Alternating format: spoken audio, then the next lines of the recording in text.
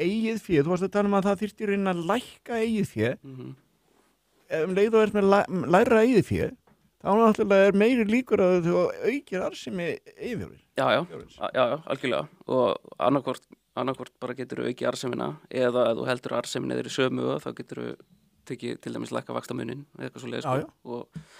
Og ég skil alveg umræðina að einhverju leyti, þú veist, ef fólk hefur ekki sett sig inn í reksturinn, þú veist, það heyri bara 80 milljarða hagnaðar á bönkunum. Ég skil alveg að fólki bregður og finnst þetta mikið, það heyri bara rosa stóra tölur. En það setur þetta ekki samingi við, þú veist, fólk áttar sig ekki á að það eru 800 milljarðar. Nei, og svo sama tíma er flokkur fólksins að tala um það að selja gullgæsina, ekki gullgæsina, vegna þessi að þetta gefur svo vel af sér með öðrum málum. Þeir eru reynda búin að skipta skoðun. Nú, var það í morgun þá bara? Flokkur fólksins, hann samþykkir alveg sölu á Íslandsbanka. Já, en sko það sem í gangi það að enga síður þetta umræðan að í gangi.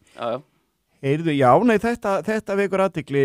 Þetta kort sem við sjáum, arðsemi eigin fjár, grein sem birtist í Mogganum, Magdalena Anna Torfadóttir tók þetta. Hvað segir þetta graf okkur?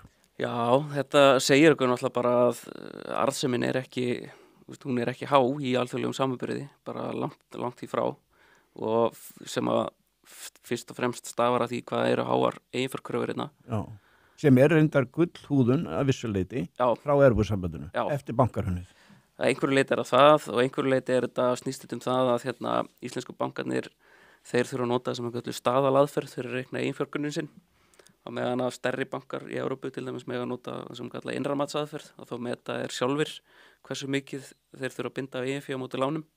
Ertu þá komin meira svona í takt við BIS-reglurnar gamla eða hvað? Er voru cirka 8% sem var algjör? Já, þá ertu svona nær því, en ég þarf ekki alveg að fullera hvort sé þar, en bara sem dæmi að þá síðast þegar ég skoða þetta, þá þurftu bankar á Norðurlöndunum að binda svona meðaltali í kringum 15% EIFI á móti íbúðalánum, á meðan íslenski bankar að binda 35%.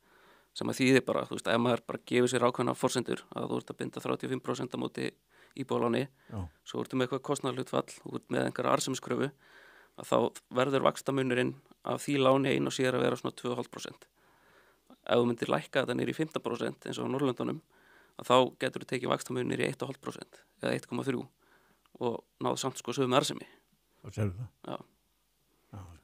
Já, það er fólk áttar sig ekki á því hvað oft í húi með þetta, en við virðumst hafa ákveðið þetta eftir þetta mikla bankarhrun að hafa ákveðið að reka þetta alveg með ítrustu varúðarúrræðum sem menn óttast ekkit frekar en að verði aftur, líklega bara sama bankarhrunið þó að það sé náttúrulega engar forsendur fyrir því.